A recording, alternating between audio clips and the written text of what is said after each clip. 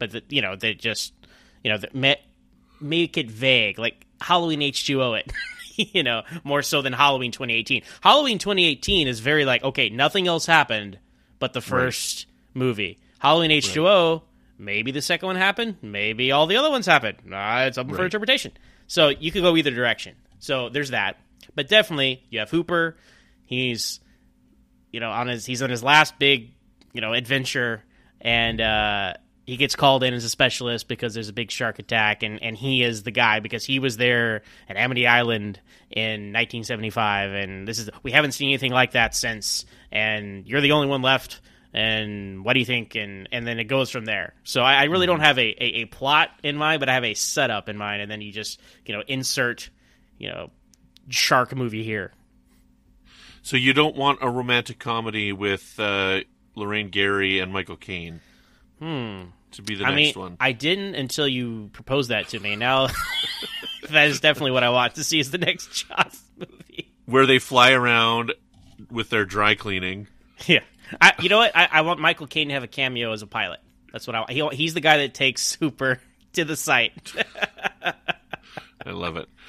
See, to me, there's only one answer to this, and it was their original idea for the Jaws sequel, which is the prequel of Quint on the ship. Okay.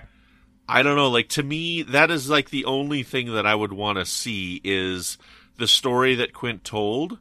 They should make that into a movie, with that being the climax of it. I don't know. I think that would be fascinating, like a World War II submarine film with this Jaws climax, But what is the climax? Because they just float there for days until they're rescued. So I understand why they thought about that as a sequel, and I understand the desire to kind of take that. It's like making Rogue One, the Star Wars movie, out of that one line in the Star Wars opening crawl. Like, oh, here's something, and that's the equivalent. But it's it's hard to structure that as a film, right? Because they go deliver the atom bomb and then they sink, and they get picked off by sharks. Right. So, I want to see that. Yeah, it would be a challenge to structure that as a film, but I of course would want to see it. Well, let's say this movie's 90 minutes long. I don't know. The first 75 of it would be just their mission. It would just have nothing to do with sharks. Well, the key to this, Brandon, is you need a lot of interesting characters, right? And then that you start to feel for when they start getting killed off.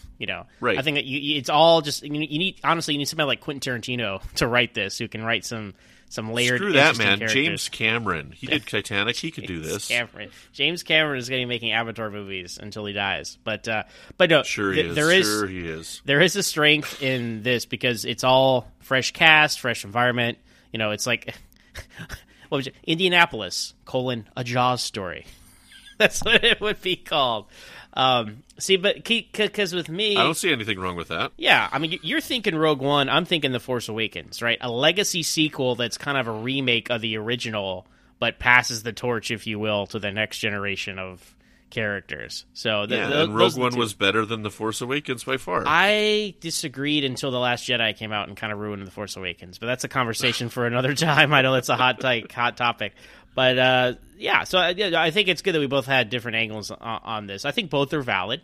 At this point, Richard Dreyfuss is doing conventions. So I think he would definitely take the paycheck for a Jaws sequel if someone can come up with one. I don't know how much creative control Spielberg still has over the Jaws franchise. He might kaput it. But I think the one thing, Brandon, we can both agree on, it does not need to be remade. What if it's a scene-for-scene remake directed by Gus Van Sant? All right, well, we'll get to that later in this podcast journey we're on. We'll talk about things of that nature. But well, there it is, guys. It's been a lot of fun. Well, then let's write it. Let's write Jaws 5 and then submit it to Richard Dreyfuss at the next convention. All right, let's do it. Is he going to be in Star Trek Las Vegas next year? I don't know. Was he in Star Trek? I don't no, think he was not in Star Trek Las Vegas. Oh, boy. Well, this has been a lot of fun. I'm really glad that we did these. It was nice to go back and talk about them. And we had some great discussions, but I agree. One of the things that I'm finding about this show is we're having a lot more fun talking about the bad movies than we are about the good ones. It's so true, isn't it? Right? Yeah, like Godfather 3, I think, was our best discussion because I'm like sitting here with this passionate defense and you guys didn't like it very much, you know, and Mission Impossible 2, it was really great to just sit and listen to Mike Schindler, you know, talk about his love of that movie, right? And, you know, Jaws 3 and Jaws the Revenge, we had some great conversations with John Mills there, you know. So I think it seems to be that the fun topics are the bad ones. So the bad movies, because we poke fun of them and we talk about them in a good way. So, anyways, excellent. Well, Brandon, when you're not shooting your gun into the water, where can people find you? You can find me on Twitter at Brandon Matella, and you can find me over on Trek FM with a new show called The Line, which is all about Star Trek Picard, which will be coming soon. We've had a couple episodes released so far. We'll just be releasing intermittently up until that new show starts. My friend Patrick and I are finishing up our run on Warp 5. We'll be ending with episode 200. And we're kind of, you know, sad but happy about that. We're kind of... I've been on the show for over 100 episodes, so there's only so much I could say about Star Trek Enterprise. And then my friends Chris and Tom, we got a show called Good Evening, an Alfred Hitchcock podcast. And we cover Hitchcock films one at a time, chronologically. Our next one is Jamaica Inn. Finally, as of this recording, we're recording it tomorrow. We're finally getting to Jamaica Inn. We had a crazy summer over there as well, where we had to do some weird topics. But Jamaica Inn is coming, and I'm enjoying it. So it's a good movie. I like it. Zach, where can people find you when you're not being eaten and blood gushing everywhere and being turned into a Funko Pop toy? Well, you can find me personally on Twitter at MoronZach. That's MOOREONZACH. I'm also the host of my own podcast, Always Sold on to Smallville. We talk about each and every episode of the Young Superman show over there. You can find us on Twitter at Always Smallville with one S. I'm also a host of Standard Orbit, Trek FM's original series podcast. You can find us on Twitter at Trek FM, and we talk about each and every adventure of Captain Kirk and the Enterprise, old and new. Awesome. Well, until next week, we'll be back with the Terminator. Hasta la vista, baby.